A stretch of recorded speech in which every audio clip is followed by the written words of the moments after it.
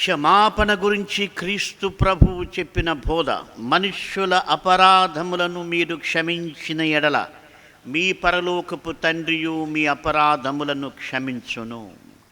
మనుష్యుల అపరాధములను క్షమింపని ఎడల మీ తండ్రియు మీ అపరాధములను క్షమింపడు. కాబట్టి ప్రభువును క్షమించమని అడిగేటువంటి ప్రతి వ్యక్తి కూడా తాను ఇతరులను క్షమించే మనస్సు కలిగి ఉండాలి. ఇతరులను క్షమించే మనస్సు కలిగి ఉండకుండా ప్రభువా నన్ను క్షమించమని అడిగితే నీవు క్షమాపణకు అనర్హుడవి అనర్హురాలువి అవుతావు. అందుకే ప్రభు పరలోక ప్రార్థనలో నేర్పించాడు, మేము మా రుణస్థులను క్షమించిన ప్రకారము మా రుణములను క్షమించము. కాబట్టి నువ్వు క్షమాపణ నీకు కావాలంటే నీవు కూడా క్షమించాలి.